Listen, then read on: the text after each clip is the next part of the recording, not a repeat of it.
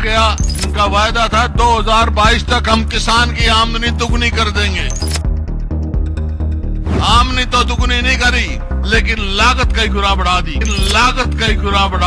बेरोजगारी बढ़ रही है, मनरेगा नहीं मिल रही, मजदूरी नहीं मिल रही और यहाँ के युवाओं के साथ मजाक किया जा रहा है। आज देखो, आज ये मैं नहीं कह रहा, ये केंद्र सरकार के सरकारी आंकड़े कह रहे हैं कि आज हरियाणा पूरे देश में सबसे असुरक्षित प्रदेश बना हुआ है हमारी बहन बेटियों के लिए।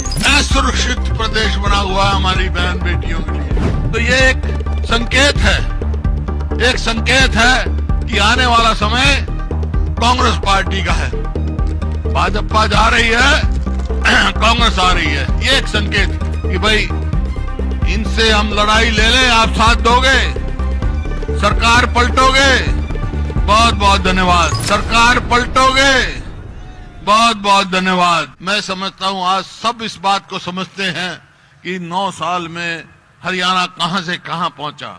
मेरे को यही टीस है, 2014 में हरियाणा प्रति व्यक्ति आय में, प्रति व्यक्ति निवेश में, नौकरियां देने में, कानून व्यवस्था में, खेल और खिलाड़ियों में नंबर 1 का प्रदेश था पूरे देश में।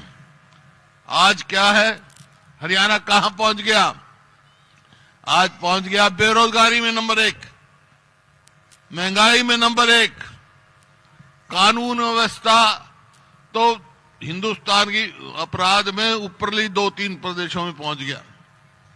कानून व्यवस्था का नाम चीज नहीं, नौकरियां हैं नहीं, बेरोजगारी में बताया जैसे।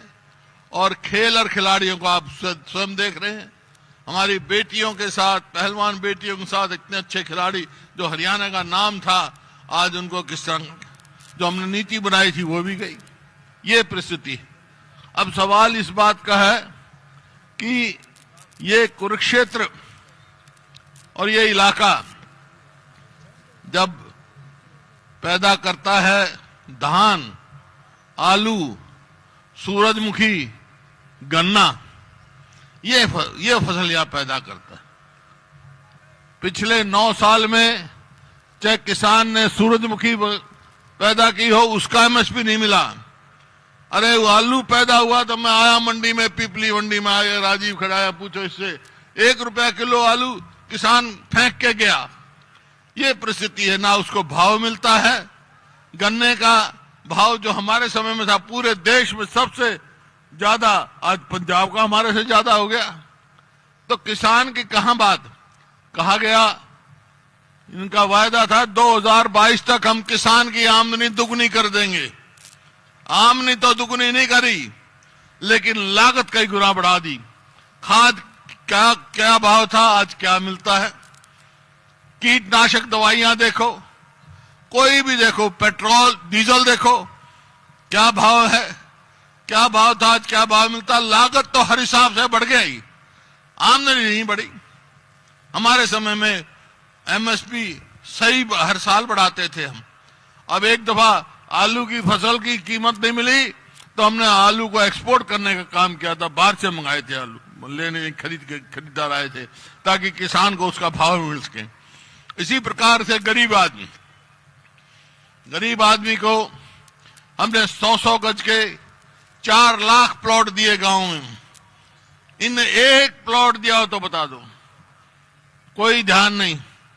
बेरोजगारी बढ़ रही है, मनरेगा नहीं मिल रही, मजदूरी नहीं मिल रही और यहाँ के युवाओं के साथ मजाक किया जा रहा है। रोजगार निगम बनाया है एक, उसमें कच्ची नौकरियां, और उसमें क्या करते हैं, सरकार कमीशन ले रही है। तनख्वाह, जिसको तनख्वाह 5,000 देंगे, 7,000, उसमें भी 1% कमीशन लेते हैं। ऐसा भद्दा मजाक। 6 महीने में बाहर भेज देंगे, ना किसी की पेंशन, ना इसी तरह अग्निपथ की बात जैसे करी, फौज में भी यही तमाशा। अरे 18 साल का लड़का भर्ती होगा, 22 साल का वापिस आ जाएगा। 21 साल से पहले उसकी शादी नहीं हो सकती, और जब होगी तो क्या होगा भाई, कोई सगाई लेने वाला भी नहीं होगा, अगले साल तो घर आ जाएगा, उसकी ना पेंशन ना नौकरी।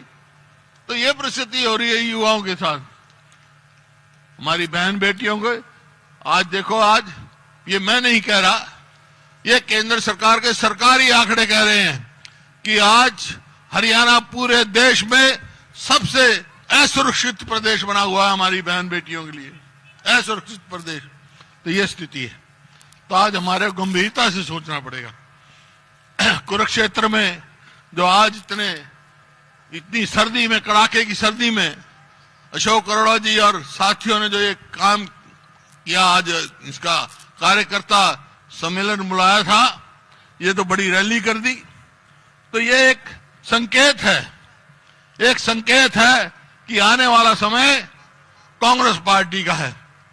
भाजपा जा रही है, कांग्रेस आ रही है, ये एक संकेत। मैं आपका आभारी हूं, इतनी कड़ाके की सर्दी में आया।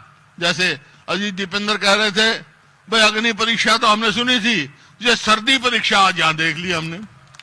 इतनी सर्दी में इतने आदमी आए, बड़ी मैं आपका बहुत बहुत आभारी हूं, धन्यवादी हूं और हार्दिक बधाई भी देता हूं।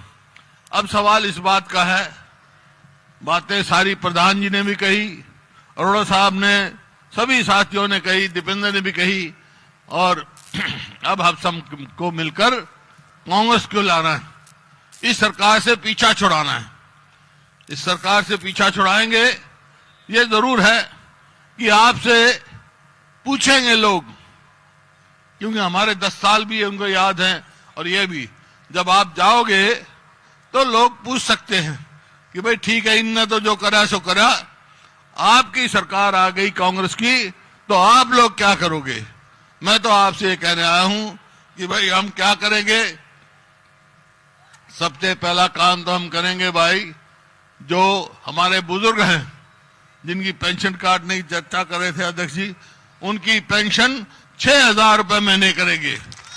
6,000 रुपए बुजुर्ग के, अच्छा, चाहे विधवा हैं, बुजुर्ग हैं, जो पेंशन 6,000 सबकी होगी। दूसरा, गरीब आदमी के लिए जो बिजली एक बिल बढ़ रहे हैं, 300 यूनिट बिजली माफ करेंगे उनकी, हम खरीदेंगे। और 100 गज के प्लॉट की जो इन्हें स्कीम बंद कर दी है, वो चालू करेंगे। और इसी प्रकार से जो कर्मचारी हैं, उनकी ओल्ड पेंशन स्कीम लागू करेंगे हम। और जो हमारी बहन और माताएं बैठी हैं, ये सब आजकल जो रोटी जो है गैस से बनाती, चूल्हे तो रहे नहीं, अब गैस है। तो गैस जो 400 रुपए का भाव था हमारे समय में, आज 1150 है। तो हमारी सरकार आएगी तो 500 रुपए से ज्यादा गैस की कीमत, सिलेंडर की कीमत नहीं लगेगी। इसी प्रकार से इन्होंने बैकवर्ड क्लास की नौकरी की रिजर्वेशन में जब आती है, क्रीमी लेयर क्या कर दी, क्रीमी लेयर जो हमारे समय में 6 लाख थी, बढ़ा के 8 लाख कर दी। नहीं, 8 लाख से 6 लाख कर दी, ताकि किसी को रिजर्वेशन नहीं मिले। हमारी सरकार आएगी तो भाई हम 10 लाख करेंगे, ताकि सबको इसका लाभ पहुंचे, बैकवर्ड क्लासेस को। और जो सबसे ज्यादा मेरे को यहां तकलीफ की बात है, ये इलाका जो इतना उपजाऊ इलाका है, चाहे कोई भी हो, इतनी पैदा करता है, लेकिन यहाँ का पानी का स्तर, वाटर टेबल नीचे जाता जा रहा है। अगर यही चलता रहा तो कई साल के बाद ऐसा समय आ जाएगा, यहां दाना नहीं होगा, पानी नहीं होगा तो दाना कहां से होगा। ट्यूबवेल नहीं काम करें तो क्या से होगा, वाटर टेबल नीचे जा रहा है। इसी वास्ते दादूपुर नलवी नहर हमने खोदने का काम किया था, और ये सरकार ने इसको पलटने का काम कर दिया। क्यों? क्योंकि जब कोर्ट में किसान गए, जिनकी जमीन थी, उनको अच्छा भाव मिलने की बात हुई, तो भाव ना किसान को मिले, इस वास्ते वो नहर ही कैंसिल कर दी। ये नहीं सोचा कि भाई इस इलाके का कितना नुकसान होगा। हमारी सरकार आएगी तो सबसे पहला काम करेंगे, दादूपुर नहर खोदेंगे, ताकि आने